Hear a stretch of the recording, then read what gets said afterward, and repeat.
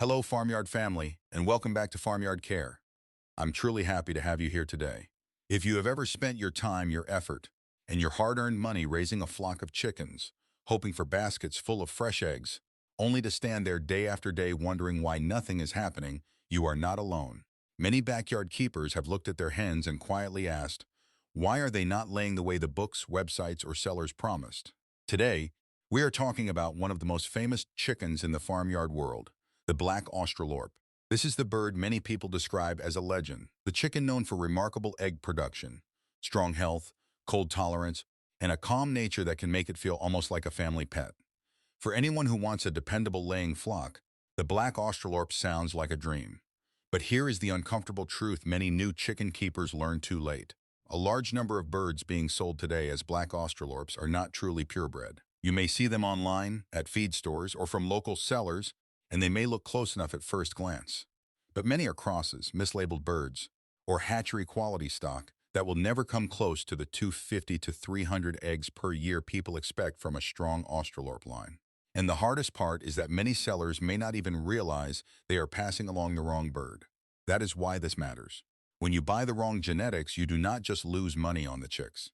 You lose months of feed, care, housing, and hope. But the good news is this: once you know what to look for, you can protect yourself and build a much better flock. In this guide, I'm going to walk you through how to recognize a real Black Australorp and how to avoid being fooled by birds that only look similar on the surface. We'll look at the history of the breed, the clues hidden in their feathers, legs, and feet, and the important questions every buyer should ask before handing over any money.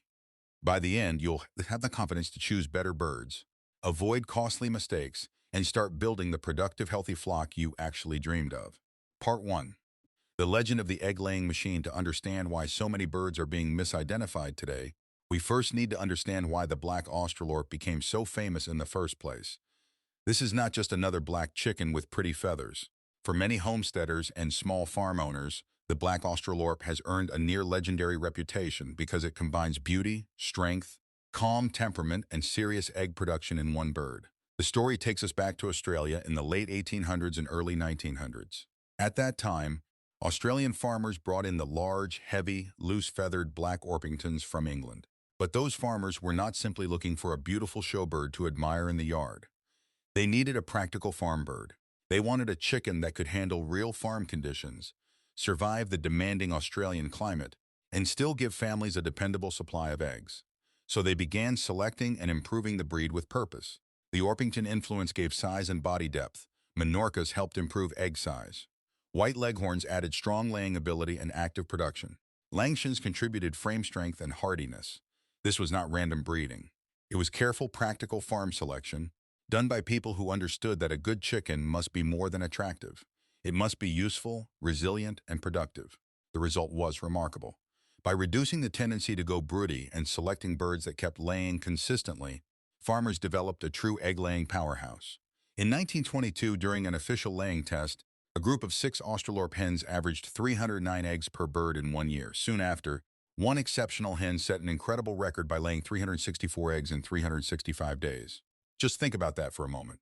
No artificial lighting programs like many farms use today. No synthetic hormones. Just strong genetics, careful selection, and farmers who knew how to work with nature instead of fighting against it. That is why this breed still matters.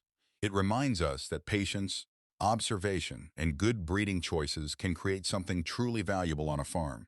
And that raises an important question for all of us.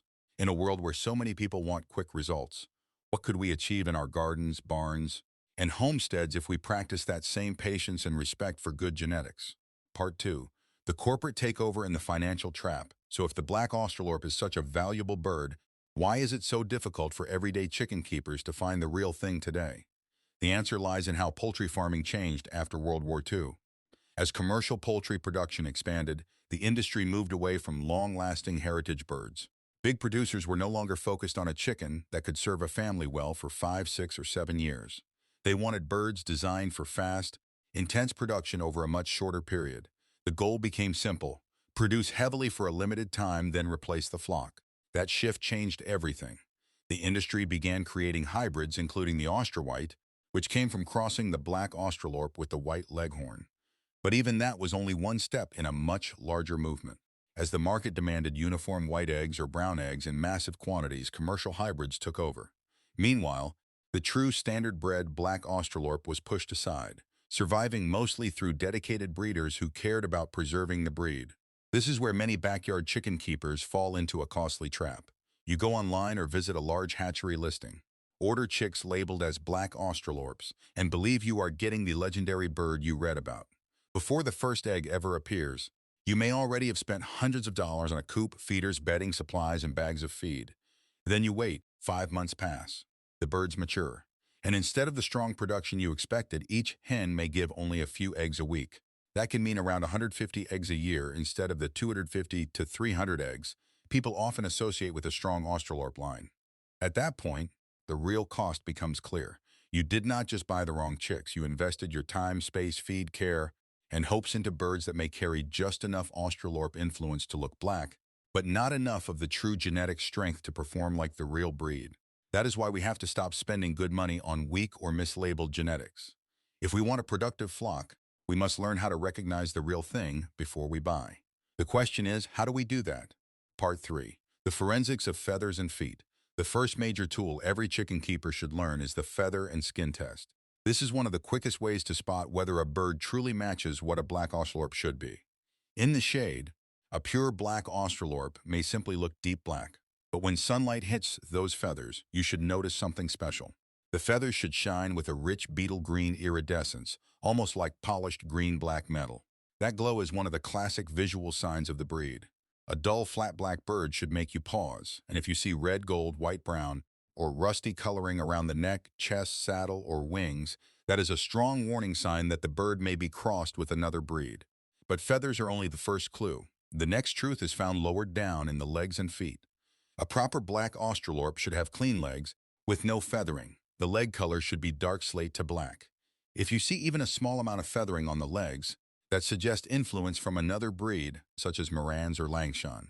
That does not automatically make the bird useless, but it does mean you are not looking at a clean standard Black Australorp. Now look at the bottom of the feet. This is one of the most important checks. The soles of a true Black Australorp should be pinkish white or light gray. If the bottoms of the feet are bright yellow, you may be looking at a Black Jersey Giant or a commercial hybrid with different skin genetics. Yellow skin often points toward influence from breeds such as Leghorns or other lines that do not match the standard you are trying to buy. This is why experienced poultry keepers do not judge a bird from a distance. We look closely. We check feather sheen, leg cleanliness, leg color, and foot color. Nature often leaves small clues in plain sight, but we only see them when we slow down and observe carefully. And honestly, that is one of the most valuable lessons in farming. Whether we are choosing chickens, reading the soil, watching livestock behavior, or checking plant health, the truth is usually there. We just have to train ourselves to notice it. Part 4. The penguin chick and the juvenile molt. Now, what happens if you are buying day-old chicks? At that age, you cannot rely on the glossy adult feathers, the full body shape, or the mature look of the bird. But there are still clues, and if you know what to look for, those tiny chicks can tell you a lot. A purebred Black Australorp chick should not look completely solid black. In fact, when a chick is solid black from head to toe, you should slow down and ask more questions because it may belong to another breed or come from a more complicated cross. Real Black Australorp chicks often have that classic little penguin appearance. Their backs are dark black, but their bellies, chests, and the tips of their wings usually show creamy white markings. It is one of the most charming signs to look for when you are checking a batch of young chicks. As those chicks grow, pay close attention during the juvenile molt, usually around 12 to 16 weeks of age. This is when the next important check begins, the feather leakage test. A true Black Australorp should grow into solid black adult feathering. If you begin to see gold, silver, red, or lighter coloring leaking through the neck, saddle, or body feathers, that is a strong sign you may be dealing with a hybrid, often something like a black sex-link. This matters because some sellers know that certain crosses can produce fast-growing black chicks that look close enough to fool a beginner. For example, a Black Australorp rooster crossed with a Rhode Island red hen can produce black chicks that may look similar when they are young. But those birds are not full Australorps. They only carry part of the genetics, and that difference can show up later in lower consistency, weaker traits, or reduced laying performance after the first year. Knowledge is your best protection. Learn what real chicks should look like, watch how they feather out, and do not judge too quickly based on color alone. When you understand the chick stage and the juvenile molt, you are much harder to fool. Part 5. The temperament test. We have talked about how a black Australorp should look. Now we need to talk about how it should behave, because temperament is one of the most overlooked signs in poultry selection. A true black Australorp is often called the gentle giant of the farmyard for good reason. These birds are known for being calm, steady, confident, and curious. They do not usually act wild or frantic when people come near. A good Australorp should move with a slow, balanced, almost dignified manner, the kind of bird that seems comfortable in its own body and settled in its environment. When you step near the flock, they should not explode into panic, crash into fencing, or scatter as if everything is a threat. They may be cautious, especially if they are not handled often, but they should not show extreme nervousness. If a seller claims the birds are black Australorps, yet the whole group acts flighty, restless, and high-strung, that is a red flag worth taking seriously. That kind of behavior can come from crossing with lighter, more reactive breeds. And here is something every serious poultry keeper learns over time. Temperament and production are connected. A constantly stressed bird does not lay at its best. Stress affects feeding, resting, immune strength, and egg production. Calm birds tend to settle better, eat better, and produce more consistently. That is why choosing the right temperament is not just about having friendly chickens. It is about building a healthier, more productive flock. When we create calm spaces, choose steady animals, and handle them with patience, the entire farm becomes more balanced. Peace in the flock often turns into better results in the egg basket. Part 6. The 6 questions to make bad breeders squirm. Once you know the visual signs and the temperament signs, there is one more step before you spend your money. You need to question the seller. Whether you are buying from a local farm, a breeder, or an online source, these 6 questions can save you from months of disappointment. A serious breeder who truly knows the line will answer clearly and confidently. A careless or dishonest seller will usually become vague very quickly. Number 1. Are these birds purebred, standardbred Australorps, or are they hatchery-grade? A knowledgeable breeder should understand the difference and be able to explain the quality of their flock. Number 2. What is the average annual egg production of your hens? For a strong laying line, you want to hear a realistic production range, often around 250 to 300 eggs per year under good care. If the seller says they do not track production at all, be careful. You cannot improve or prove a laying line if no one is measuring results. Number 3. Have these chicks been vaccinated for Marek's disease? Marek's is a serious disease that can devastate a flock, and vaccination must be handled early, usually at hatch. Do not leave flock health entirely to luck. Number 4. Can I see the parent birds? A serious breeder should be willing to show the rooster and hens. Parent stock tells you far more than a label on a box. Number 5. How long have you been breeding black Australorps specifically? You want someone with dedication to the breed, not someone who started selling them last season because they became popular. Number 6. Do you select or cull your flock for production? This question separates casual keeping from serious breeding. Productive lines are built by selecting the best layers and removing poor performers from the breeding program. That kind of selection is exactly what helped create the famous egg-laying reputation of the Australorp in the first place. Remember, quality usually costs more upfront. If chicks are being sold extremely cheap, you may be looking at surplus or low-grade stock. Chicks from a dedicated breeder with a carefully managed line may cost more, but that extra cost can save you far more in feed, time, frustration, and lost eggs later. Part 7. The homestead setup for maximum yield. Once you find real black Australorps and bring them home, the work is not finished. Good genetics give you potential, but your setup determines whether that potential turns into eggs. Even the best birds will disappoint you if the coop is crowded, hot, damp, unsafe, or poorly managed. Black Australorps are large, solid birds. Mature roosters can reach around 8.5 pounds, and hens are often around 6.5 pounds. Because of that size, they need enough room to move comfortably.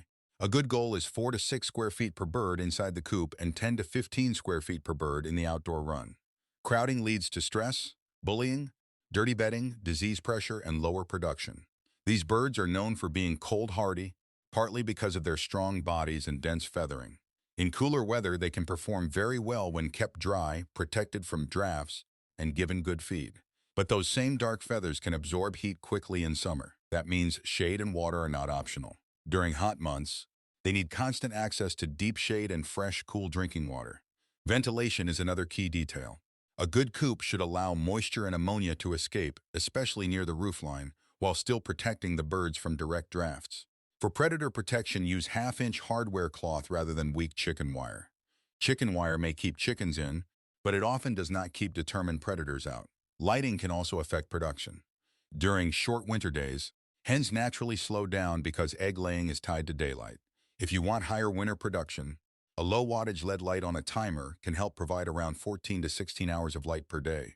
Used carefully, this can increase winter laying and may add a significant number of eggs per hen over the season. But never forget the bigger principle. Animals thrive when their real needs are respected. Good housing, clean water, proper feed, space, safety, and calm handling are not extras. They are the foundation of a productive flock. Homesteading is not just about what we take from the animals. It is a partnership. We care for them well, and in return, they help care for us. Conclusion. Empowering the modern homesteader. Imagine this a year from now.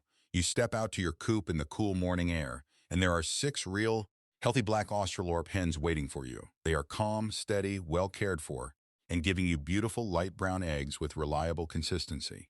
Day after day, your flock becomes more than just a project. It becomes part of your food security, your routine, and your peace of mind. When grocery prices rise or supply chains become unpredictable, you feel less pressure. Your food source is not some distant system you cannot control. It is right there in your own yard, just a short walk from your back door. That is one of the great rewards of raising poultry well. A little more independence, a little more confidence, and a deeper connection to the life that feeds you. But it all begins with one decision: refusing to settle for the fake, the rushed, and the cheap. When you seek out real genetics, ask careful questions, observe the birds closely, and provide excellent care, you are doing more than buying chickens. You are helping preserve a living piece of agricultural history. I would love to hear from you. Tell me where you are located and whether you have been able to find real Black Australorps in your area. Your experience may help another keeper avoid a mistake or find a trustworthy breeder. And if this helped you, make sure to subscribe and stay connected with Farmyard Care. In the next video, I'll walk you through the feeding schedule that helps heritage-laying birds reach their best production without wasting money or stressing the flock. Thank you for spending your time here today. Keep asking questions, keep learning from your animals, and always remember, care for your farmyard well, and your farmyard will care for you. See you next time.